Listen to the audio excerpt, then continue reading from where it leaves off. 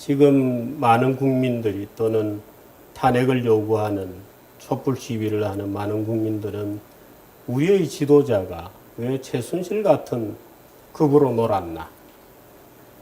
또 우리의 지도자가 혹시 판단 능력이 놀랍도록 떨어지는 분이 아닌가로 분노하고 있는 거죠. 뭐 일각에서는 물론 일부 언론 보도에 의해서 추동된 측면도 있습니다만 혹시 청와대에서 구슬하신 건가? 우선 뭐 향정신성 의약품에 중독되어 있으신가? 라는 질문들이거든요. 그래서 많은 국민들이 우리의 대통령에 대한 실망감을 극도로 표현하고 있죠. 그건 분노라고 할 수도 있고 증오라고 할 수도 있습니다. 그렇게 해서 이때까지 3개월이 지나왔지 않습니까? 대통령님께서 느끼시기에 그 중에 일부는 내가 인정할 수 있다는 것도 있을 테고 무슨 소리냐? 말도 안 되는 조작이다. 라고 느끼시는 것도 있을 겁니다. 조금 가닥을 좀 타주시죠. 이제 향정신성 약품을 먹었다든지 구술했다든지 그 외에 여러 가지가 있는데 예. 전혀 사실이 아니고 예. 터무니없는 얘기입니다. 예. 그런 약물에는 근처에 가본 적도 없고 예. 구술한 적도 없고 예.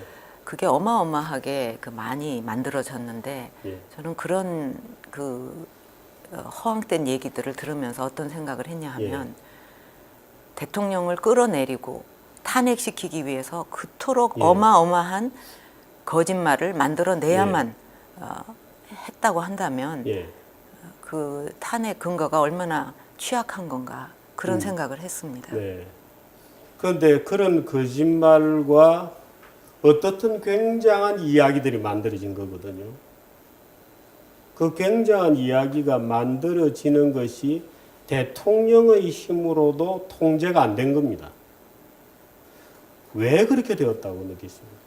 왜 통제가 되지 않았습니까? 예를 들어서 굳이 대통령이 언론에 압력을 넣지 않는다 하더라도 뭔가의 다른 방법으로라도 또는 소송이라든지 또는 항변이라든지 또는 말하자면 수정을 요구하는 어떤 요청이라든지 반론권이라든지 이런 절차가 작동되지 않았습니까? 그러니까 전에도 한번 이제 그런 일들이 있었는데 그것이 한번 만들어져 가지고 막 바람이 불면은 그때도 수없이 그게 아니다 하고 정정 보도 요청도 하고 그게 아니라고 얘기도 하고 기자회견에서도 얘기하고 그래도 뭔가 이거는 이렇게 돼야 돼 하고 딱 짠 어떤 프레임 바깥의 얘기는 전혀 받아들이지 않는 그런 그 풍조가 있습니다. 그래서 그래도 지금은 이렇게 얘기라도 하지 처음에 이제 그렇게 됐을 때 무슨 얘기를 해도 그건 다 아니야. 하는 그런 그 바람이 아주 우리나라는 강하죠. 일부 방송에서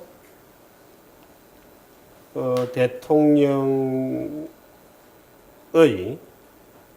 말하자면 최순실이라는 사람이 대통령의 연설을 어떻게 했다, 첨삭을 했다, 또는 고쳤다 라고 첫 폭로가 본격적으로 나오기 시작했을 때 바로 일부 시인을 하셨어요. 그래서 기자회견을 가지고 미안하게 되었다고 말씀을 하시고 그것이 잘못되었던 겁니까? 예를 들면 지금에 와서 밝혀지는 얘기지만 그 태블릿 PC가 조작되었을 가능성도 굉장히 많은 것 같다는 게 이제 새롭게 많이 알려지고 그런데 대통령께서 내가 최순실로부터 처음에 대통령으로 취임하고 비서진이 완비되기 전에 일부 조언을 받았던 적이 있다라고 시인한 것이 마치 그 이후에 수없이 쏟아진 이야기들을 마치 모두 시인하는 것인 것처럼 되어버렸습니다. 그러니까 이제 그 사과에 대해서 이런 충고를 저한테 하는 사람들이 있어요. 우리 사회에서는 그냥 사과를 하면 안 된다. 그냥 잘못해도 그냥 버텨야 된다. 오히려 그렇게 말하는 사람까지 있는데 저는 그렇게 생각하지는 않고요. 예. 그때 이제 사과를 한 것은 이 태블릿 PC에서 뭐 많은 자료가 쏟아졌느니 이렇게 보도가 예. 됐을 때 저거는 있을 수 없는 일인데 내가 뭐 이렇게 좀 도움을 구한 것은 그 어떤 예. 연설문의 표현 같은 거 뭐 이렇게 홍보적인 관점에서 어떻게 좀 받아들여질까 뭐 이런 것을 갖다 어느 기간 예. 받은 게 단데 그게 어떻게 저렇게 많은 자료와 함께 뭐 어마어마한 얘기가 됐을까? 그건 바로 잡아야 된다. 예. 그래서 그거는 바로 잡고 그다음에 이제 또 하나는 저도 몰랐던 일들이 막 나오는 거예요. 예. 뭐 어떤 사익을 어떻게 뭐 예, 취했고 예, 예.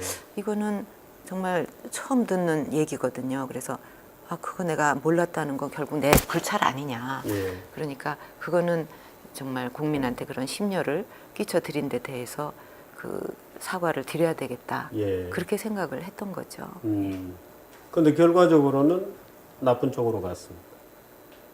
말하자면 시인하지 않았냐 하고 그 이후에 거의 모든 쏟아지는 보도들은 사실인 것처럼 굉장한 스토리를 부풀려줬죠. 정윤회와 미래를 하셨습니까? 그러니까는 정말 이런 질문은 면전에서 제가 드리기는 너무 죄송스러운 질문입니다만은 나라 품격 떨어지는 얘기예요. 글쎄요. 한마디로 예. 민망스럽게 그지없는 얘기들이 요즘은 그냥 뭐 아무것도 그냥 아닌 막 것 같이. 돌아다니는데, 예. 그래서 전에 같으면 어떻게 입에 그런 얘기를 담어 사람이 인격이 있는데 이럴 얘기도 예. 지금은 그냥 막 하고 아무렇게나. 막 행동하고 그러니까 그만큼 뭔가 이게 잘못 돌아가고 있다는 예. 증거입니다. 답하는 것도 정말 민망스러운 일이에요. 예. 그런 일은 있을 수 없는 일이고 예. 또 굳이 물으셨으니까 얘기를 하면 예.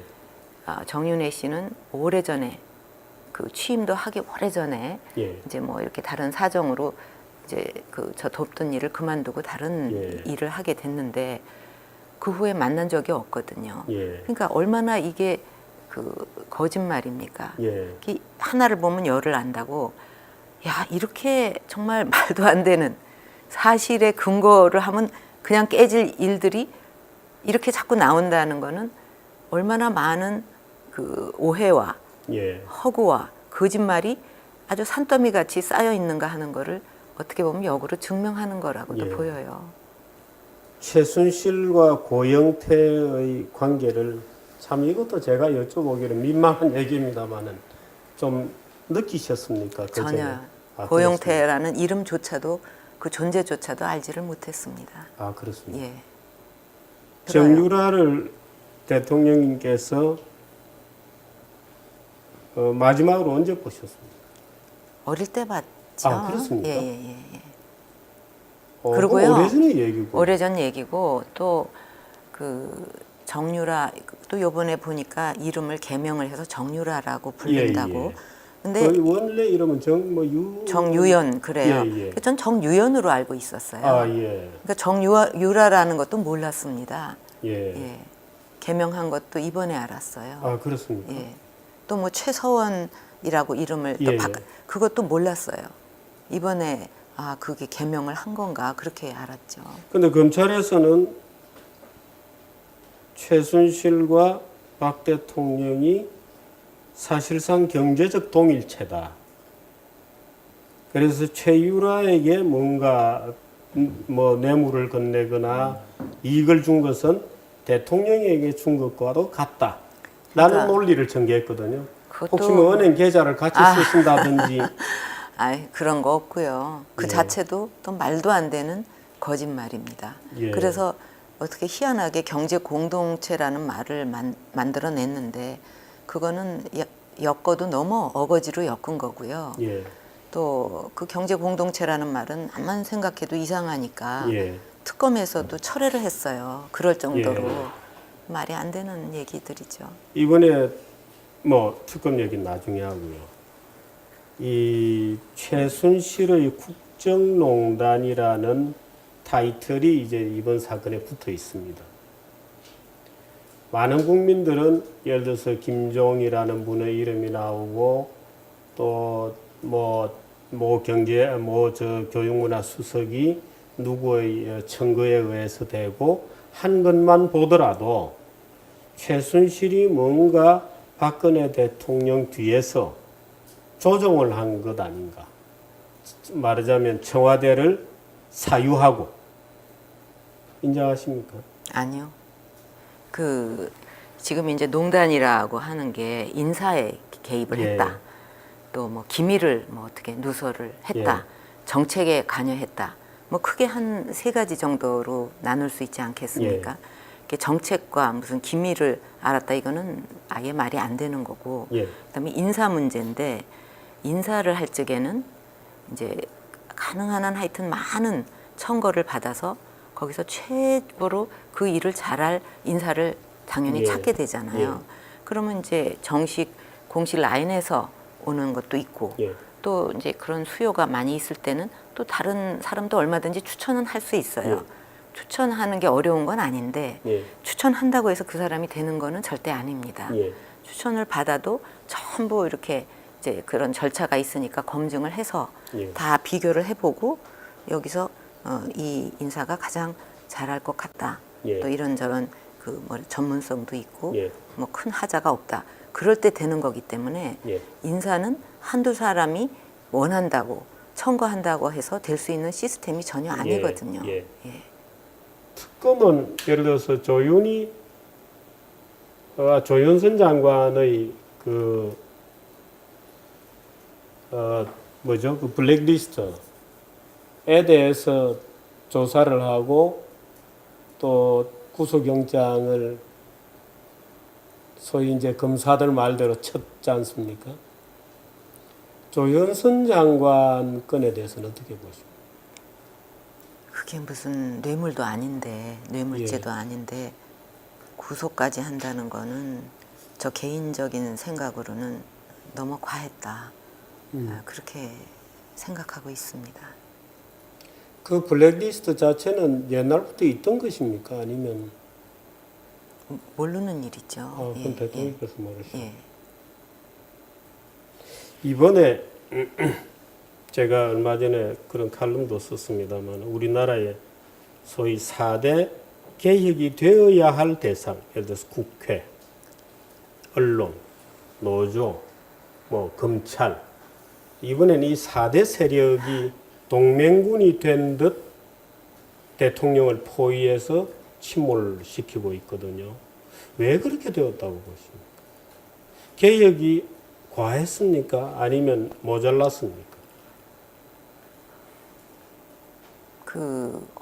너무나 많은 이제 허황된 얘기들이 떠돌다 보니까 그걸 사실이라고 믿는 사람들도 뭐 거기 있었을 거고 또 그동안 추진해온 개혁에 대해서 반대하는 세력들도 분명히 있을 거고 또 이 체제에 반대하는 그런 세력들도 합류한 게 아닌가 저는 그렇게 보고 있습니다. 만일에 지금 대통령이 탄핵이 실제 헌재에서 인용이 되었다.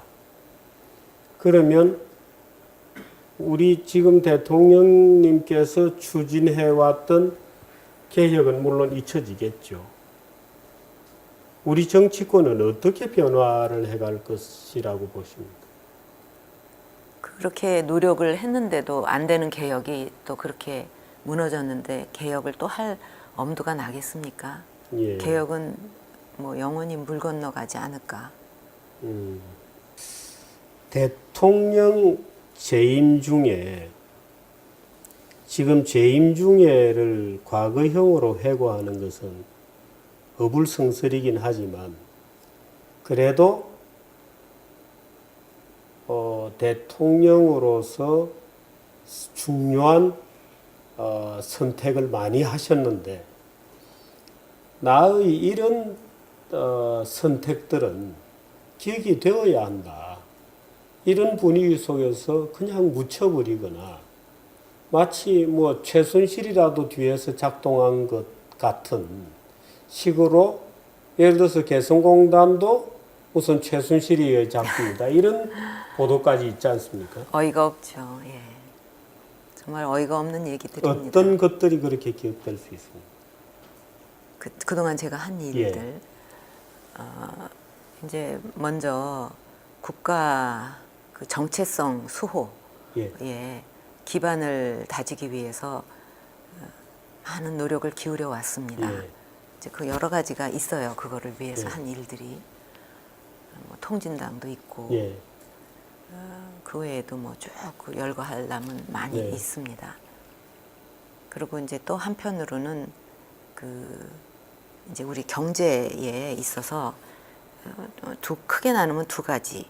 하나는 이제 재정 관리를 좀 잘 열심히 하고 또 그 펀더멘탈을 잘 이렇게 좀 관리하고 이렇게 해서 그 부분에 있어서 그 국가 신용 등급이 역대 그 최고치를 이제 기록을 했습니다. 그건 뭐 국제사회가 인정해 주는 거니까요. 또 국가 신용 등급이 높다는 건 우리한테 유리하고 좋은 점이 상당히 많거든요. 그냥 숫자만 들으면 아무것도 아닌데. 또 한편으로는 이제 지금 그 4차 산업혁명이 이미 이제 진행이 되고 있는데 벌써 이제 취임하면서부터 그 창조 경제, 문화 융성 이런 거를 통해서 그 4차 산업혁명이 이렇게 이루어질 수 있도록 그런 기반을 다지는데 그 심혈을 기울여 왔습니다.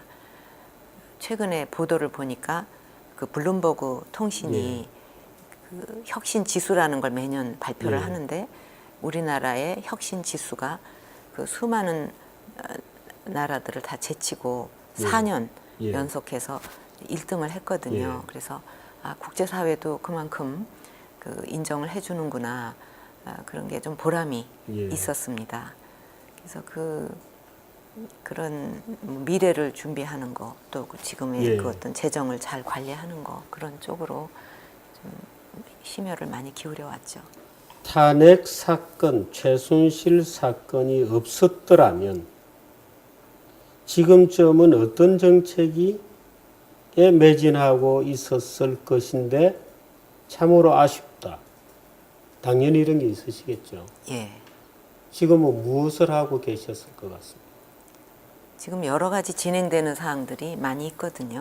대북 관계도 그렇고 또 국제사회와 약속한 그런 문제들도 있고 또 그 지금 그 경제를 비롯해서 제가 아주 딱 24개 이렇게 정해가지고 계속 체크하면서 그걸 어떻게든지 뿌리 내리게 하기 위해서 심혈을 기울였고 그래서 이제 성과가 이제 그 나타나기 시작하는 일들이 여러 개가 있습니다.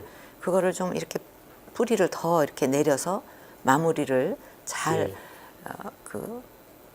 할 수 있었으면 얼마나 좋을까. 이제 그런 그 안타까운 답답한. 대통령께서 소통이 잘 안 된다. 저녁에 뭐 하시나?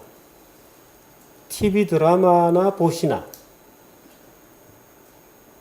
또는 정호성 비서관의 최근 헌재 정언으로 보면 무슨 소리냐? 그분은 워커홀릭이다. 그 서류를 엄청나게 쌓아가서 공부를 하신다. 는 정언을 하셨거든요. 둘 중에 무엇이 진실입니까? 이제 그렇게 뭐 드라마를 많이 그 볼 시간은 없고 또 뭐 그런 식으로 시간을 보냈다 그러면 지금까지 뭐 여러 가지 일들을 해왔는데 그 일들을 해낼 수가 없었겠죠. 그리고 이제 그 서류라는 거 밀린 뭐 서류들이 이제 뭐 하루만 지나도 이렇게 쌓이고 그러는데 그거는 봐야 된다고 생각을 해요. 그래서 이제 시간 날 때마다 어떤 땐 저녁 때도 이렇게 쭉 보고 또 뭐 필요하면 주말에도 또 보고 그리고 또 그게 그냥 보고 끝나는 것보담도 어떤 거는 이제 그걸 갖고 물어보기도 하고 수석실이나 뭐 장관이나 여기 또 알아보기도 하고 또 결정을 내려야 되는 것도 있고 빨리 내려야 되는 것도 있고 이제 계속 생각을 하면서 협의를 해 나가야 되는 것도 있고 이제 그런 게 그 이제 대통령 일 중에서 또 한 부분을 분명히 많이 차지하고 있습니다. 마지막으로 이번 사건의 원인이 되었던 그 최순실이라는 사람에 대한 최순실은 나에게 대통령 박근혜라는 분에게 최순실은 과연 무엇이었나? 어떤 존재였나? 어떤 존재였습니까? 아까도 잠깐 말씀드린 것 예. 같은데 이제 오랜 시간 알아왔고 예, 또 뭐 저 혼자 이렇게 지내니까 또 뭐 이렇게 좀 소소하게 그렇게 좀 예, 심부름도 해주고 그런 도와줄 일이 있는데 그거를 그냥 충실히 도와준 사람으로 이제 생각을 합니다. 예. 근데 이번에 이제 이런 전개되는 일을 통해서 예. 내가 몰랐던 일들이 많이 있었구나. 음, 뭐 그런 여러 가지 뭐 사업체를 어떻게 예. 했다. 뭐 그래서 이렇게 사익을 어떻게 했다 하는 이제 그런 얘기도 있다고 그런 일도 있다고 하니 그런 부분에 있어서는 참 그런 거를 몰랐던 거 그런 거에 대한 그 불찰에 대해서 좀 많이 그 마음이 좀 예, 상하고 있습니다. 예. 예.